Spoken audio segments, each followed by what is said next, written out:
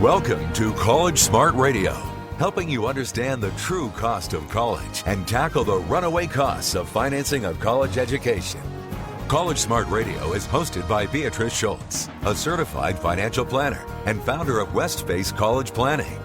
Now, here's your host for College Smart Radio, Beatrice Schultz.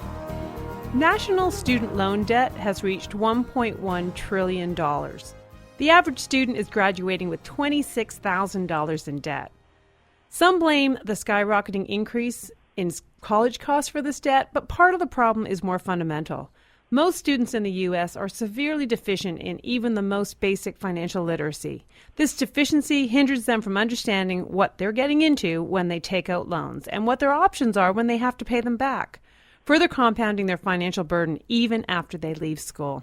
On today's College Smart Radio program, my guest is a financial literacy expert. We'll be discussing the problem and what can be done to empower the young people of today to make more informed financial decisions. Hi, I'm Beatrice Schultz. Welcome to our weekly show, College Smart Radio, where we help you tackle the runaway costs of a college education. Our show is about bringing up-to-date and practical advice to parents who are dealing with the cost of a college education for their kids. With some private schools costing well over $60,000 a year now, a UC costing $35,000, and a California State University running $25,000, parents need more help than ever. We bring you that help by sharing ways to pay less, tapping into financial aid, and prioritizing your source of funds to make sure you get through these most expensive years of your life. Based on my own education and experience, I share my insights with you week in and week out. I'm a certified financial planner and the owner of the San Carlos-based college planning business, Westface College Planning. I host workshops and webinars on college planning and consult with parents on a daily basis. And in addition to my insights, I bring in experts in many areas of the college process, from counselors, financial professionals, financial aid officers, student coaches, parents, and even students. You'll learn firsthand the ins and outs of how to pay for college and survive financially. And in addition to our show, you can find lots of powerful information at our website, collegesmartradio.com. We have many articles that I've authored with up-to-date information on navigating the waters of paying for the runaway cost of college. We also have a monthly e-newsletter full of content about college planning, and we have a link to our free community parent workshops and webinars that I host to teach parents about how to pay for college and how the financial aid system really works. So let's get into today's show. With us on the show today is Rob LaBreche, the founder and CEO of iGrad. Rob is a certified educator in personal finance, and his iGrad's financial literacy platform serves colleges, universities, and non-school entities with educational modules on financial literacy. Rob's joining us via phone from San Diego. Hi, Rob. Welcome to College Smart Radio. Nice to talk to you. Thanks for having me on. Thanks for joining us today. So the news is filled with all these articles about the huge student debt that's increasing every year. Let's start by talking a little about is basic financial literacy part of the problem, or is it the primary part of the problem of why the student debt is out of control? Well, it's certainly one of the problems. I think, as you mentioned, the average student loan debt right now is $26,000, and escalating from there. It seems like it goes up at least twice the cost of inflation every year. So the problem's not getting any better there. And I think right now, kids being what they are, they're concentrated on college and getting a good education. They almost ignore the debt they have until it becomes too late. There's an article that you posted that we put on our website, College Smart Radio, and you mentioned the USA Today report on financial literacy in U.S. high schools, and I was shocked by the numbers. Yeah, it is shocking. It's shocking, number one, the lack of knowledge that students have, even regarding basic financial literacy. And although the government, whether it be state or federal government, tries to educate the student more on financial literacy, the message just doesn't seem to be getting there. And so really what's happening is by the time the student gets to college, where they start to have to make financial decisions, they're not well equipped to make those decisions. And it's our thought at iGrad that financial literacy better financial literacy is a big part of the solution, because right now the lack of financial literacy is a big problem. So what are you seeing right now in the industry of how, or I should say in the community, of how we're trying to teach financial literacy? And even before you answer that question, I'll share that yesterday I did a couple of financial aid workshops at local high school here in the Bay Area, and I had a chance to talk to a lot of high school seniors, and we just talked about the basic concept of student loans and interest, and I asked the simple question of if you borrowed $1,000 and your interest rate was 3.86%, how much would you have to pay in interest that year? And I admit it was high school kids, but until I could back it up from a 10% to a 3.8%, very few of them could even put that number together, which is pretty dangerous, crazy. That's astounding. It's absolutely true. It's not only a lack of math skills in that area, but it's also a lack of very basic knowledge. We did something very similar where we went out into different college campuses and we asked kids that were about to graduate what their student loan debt was, what the interest rate was, what their payment when they got out of school was. And inevitably, 90% of those students really did not know the answer to those questions. And then in a somewhat comedic but sobering way, we also asked the kids different pop culture questions about, singers or famous people out that you see in the news all the time. And they seem to know a lot of specific information about them. And by asking both of the different types of questions, the light bulb went off with a lot of these students and said, wow, I know a lot about the stuff that doesn't matter, but I don't know about the stuff that really matters in my life. It was really kind of a sobering thing. That is sobering, and it's true. So what's everyone doing, and share a little bit about what iGrad's doing also to try and help with this education? Sure. Well, I think a lot of people are trying to do something because they realize it's a problem, but I don't see any real concerted effort out there. For example, there are many states in the U.S. now that are making financial literacy mandatory in some way, shape, or form in the K through 12 levels. But it's just a handful of states right now. There's also a lot of bills and legislation on the federal level that would mandate financial literacy in different forms, either for K through 12 or for college students. But a lot of that stuff just doesn't get through committee and get passed because there's a cost associated with it. So, my part A answer is I think that most of the powers that be realize there's a problem. But my part B answer is that a lot of these entities don't really know how to handle the problem. So what's happening is different companies and not-for-profit organizations, companies like iGrad, are putting together solutions like modules and platforms so students can easily learn more about financial literacy. Because again, especially with young adults, their attention span is not what we hope it would be. And so we have to give them this information in small bites over time.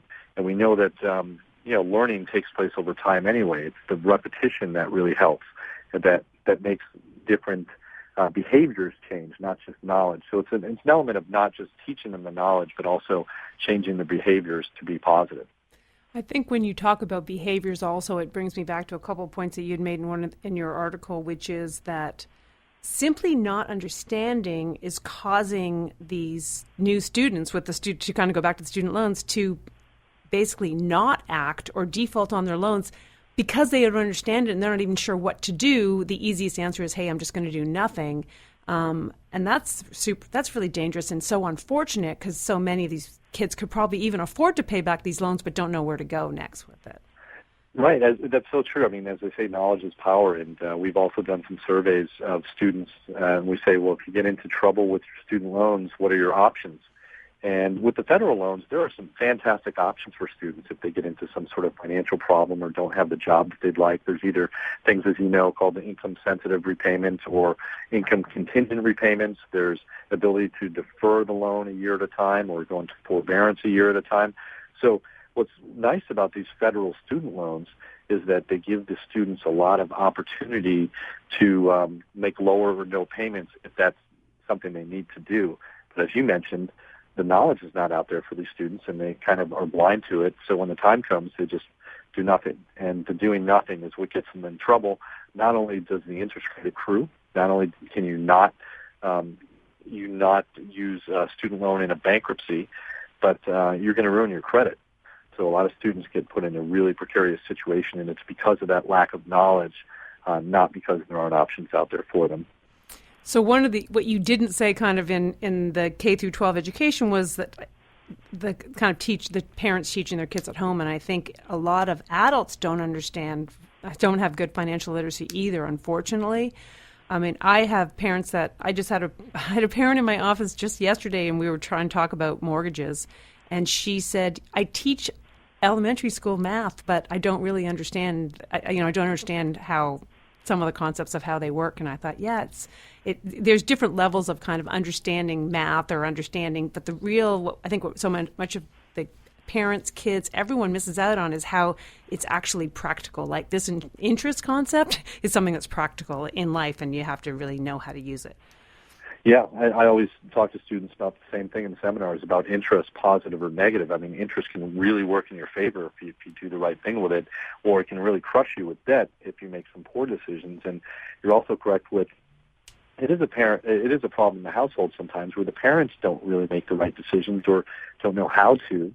My parents were both teachers, and I was probably the poster child of a student getting out of college with a great degree and learned a lot, but I still didn't know the basics of financial literacy because I wasn't taught it in the household, I wasn't taught it in elementary or high school, and I wasn't really taught it in college as well. And those poor decisions really affected my life for many years because of credit, et cetera. And the more we can do about it as early as possible, the better off we all are. That's a great example of us living through our errors, but unfortunately we don't have to, all of our kids hopefully won't have to live through those same errors that we had to, or some of them won't. So just give me 30 seconds before we take the break. Can you just give me a little bit of a kind of on a high level for how the process that actually, you know what, I should come back after the break probably for this, but what I want to hear when we come back from the break is the process of how iGrad is available for the students or anyone really to understand a little bit about financial literacy. Maybe you can think about it a little bit when we come back from the break. You're with us on College Smart Radio, where my guest today is Rob LaBreche. He's the founder and CEO of iGrad, a financial literacy platform for colleges and universities. We're talking about teaching financial literacy in college and K through 12 and how critical aspect it is to education. We'll be right back with College Smart Radio. For more information on today's topic, visit collegesmartradio.com or call area code 650-587-1559. College Smart Radio continues in moments on AM 1220 KDOW.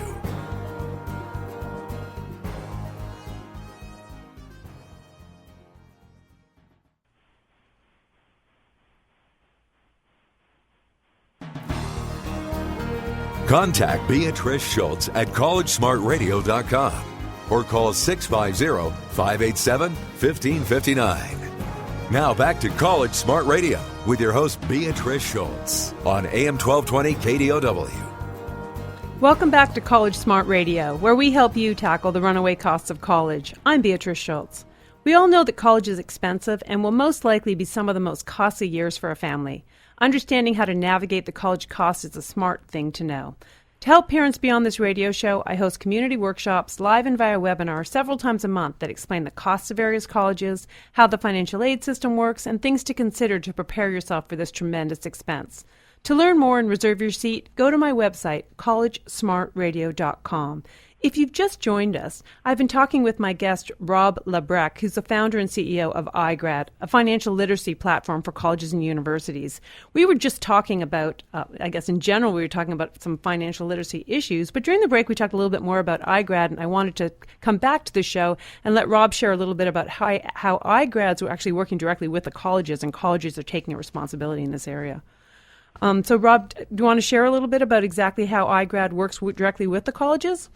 Sure. I think that nowadays colleges are realizing, or have realized for years, that with escalating default rates with student loans, and as we talked about, escalating student loans themselves, or the balances of student loans, that the onus is somewhat on them to help these students make sure that they understand their loans, but not just loans, but more of a broad-based financial literacy in general. And so we work with colleges across the country. We have about 1.2 million students on our platform that are able to go into the sites.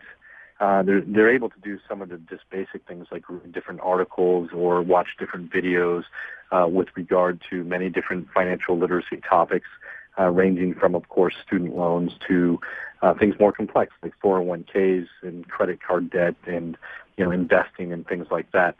But more importantly, the schools are able to set up triggers and modules for the students based on different things happening. So, for example, if a student is about to graduate, and they probably have a 6-month grace period, the school is able to push out material regarding that, where the student can take a module or watch a video about what they need to do next, what their payment's going to be like, et cetera.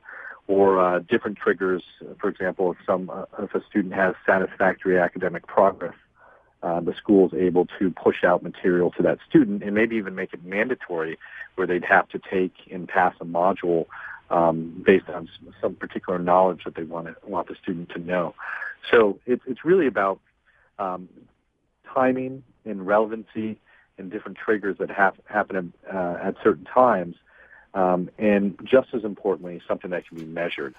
So the schools we work with understand that financial literacy is just not fluffy information where students should just read something every once in a while, but it can be a regimented, measured program where they can actually, over time, look at the success through lower default rates or higher efficacy with regard to general knowledge about financial literacy. It sounds like a wonderful program. Now, how do you get the students? What's different about your platforms that you offer that keep the students interested, or other than if it's mandatory, still that's good because it gets them back, but how do you, I guess, create an interest for them or make sure that they feel like it fits into their kind of the young personality, I guess, of not having a very long attention span that we talked about? No, it really is the million-dollar question because let's face facts. I mean, financial literacy to college students might be like going to the dentist. They don't want to do it. And so our challenge is to pull out all the stops to make, number one, the topic interesting and engaging the students, and to also, instead of always having just the stick, meaning make it mandatory and make them do it, we try to have a carrot for the student, meaning that we'll work with our school clients to come up with contests and giveaways and things like that. So if they go on and they watch a video or take a module or something like that, they're rewarded for that. And what we found is, as our content is engaging and interesting as we can make it, we have people actually coming back on their own accord once they've experienced it the first time, because it's been an interesting and a learning experience. So there's a lot of different ways to do it. Gamification is one, too. We have a lot of different games on the site and different rewards throughout the site that are game-like, and we find that young adults really are attracted to that as well. And one final thing that we do is we allow anyone to go on the site. We have a free site as well, iGrad.com, where a student or a student or graduate or any individual can go on and set up a profile, and we ask them different questions on that profile to learn about them. And the more we learn about them, the more we can tailor the experience to them. So, for example, if an 18-year-old student went on, they're just about to go to college, but they've never had a checking account or savings account, and this really remedial as far as their financial literacy information, our algorithm will pick up on that based on the questions we've asked, and we'll push information to them that's relevant to their situation, not just some generic 18-year-old. So we treat everybody differently based on the information we have, because we know if it's not relevant to them, especially as young adults, they won't care. So we make it interesting and relevant to their particular situation. And everything is video or images. It's not a multiple choice type questions, or kind of maybe you can give us an example of an interaction type environment that an 18-year-old might go through, even if they wanted to understand how student loans worked.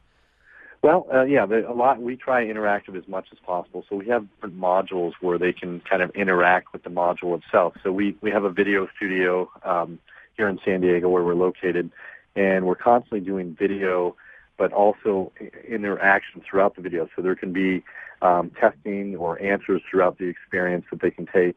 Now, again, not only do we have these modules, but we also have standalone videos, we have standalone articles and things like that, and we have different games and budget sheets that are interactive, et cetera, because, as you know, different students and different people learn in different ways. So if we had only one method of learning, that we wouldn't be so successful with large groups of people. And that's where the tailoring comes in. We find out what their preference is. Do they enjoy videos, or would they rather read an article?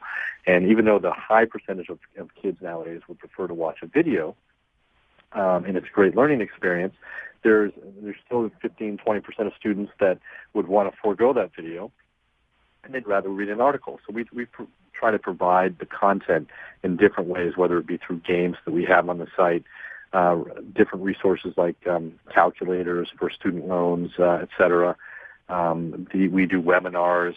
We have the articles and the videos, and we have the modules, like I said, and it's all measured. So the schools are able to figure out who's watching what, when they're watching it, who's taken a test and passed it or failed it, et cetera. So the measurement, I can't stress enough, is probably the most important thing in order to prove efficacy over time and success over time. It would be very valuable if students had to pass certain modules before they could even sign that paper that said that they're accepting student loans at the very beginning, so they understand what they're getting into. You got it. I mean, the government does make it mandatory that there's entrance and exit counseling regarding student loans, but they'll even admit that the information is fairly rudimentary, and there are better ways to do it. We've just recently come out with video-based entrance and exit counseling, which is a more powerful, more empowering experience, and we found that through our testing with different schools that the students really embrace it a lot more than your static read-only experience. But it is absolutely essential that, we feel anyway, that schools make some of these modules mandatory, because let's face facts. I mean, we can have something really engaging and relevant, but these students have a lot of things going on in their lives. And this is very important enough where schools should make some of these things mandatory, and our most successful schools do that. I hear that the fact that students have so much going on in their lives, with many parents of seniors when I'm talking to them as they're planning to go to college. And one of the parents this summer said to me, "Oh yeah, I went in and signed that promissory note for my son for that student loan." And I just thought, it's such a bummer, because even though it's just an agreement that you make with the government, at least it's something. It's one step more for the student to say, "I'm really taking on this student loan." But it would be great if it was anything, actually, even just something new or something different would be good, because I also hear kids saying, "Oh yeah, I went in, I listened to that, or I watched that little description." It's good that it exists, but it could probably be better for some of those students. So true, because just as a quick example, what you said is very accurate, where the parents think they're helping the kid by taking care of some of that paperwork, but in reality, it will backfire, because the student will have no idea of how long that they might have when they graduate. And I was just at a financial literacy conference in Kansas City just a couple of days ago, and a lot of the school administrators said the exact same thing, that the parents take care of some of this. Even sometimes the parents take the mandatory entrance counseling for the students. And boy, that is just not a good decision. As you said, it's a major bummer. Yeah.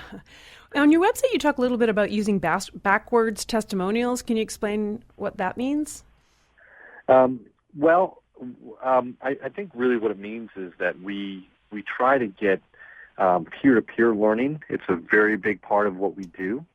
And so we often go to a student or a recent graduate and talk to them about their experience and their trials and tribulations regarding student loans and debt. And so they'll kind of be giving instruction to that student about what not to do.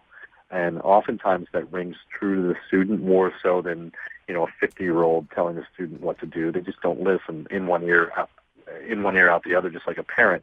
Whereas if it's a peer or close to their peer giving a testimonial about what they've learned and what they would do better if they had a chance to do it over again, it tends to sink in with them a lot more. And so we do a lot of video with both students and recent graduates, because the peer-to-peer thing really seems to work. The peer-to-peer thing is very powerful, and even just sometimes having a different adult say the same thing. Hey, Rob, unfortunately, we've come to the end of the show, but I really appreciate that you've been on the show with us, and there's tools available for anyone to use on iGrad.com, and a link to that website will be on our website, collegesmartradio.com. Thanks for joining us today. Thank you.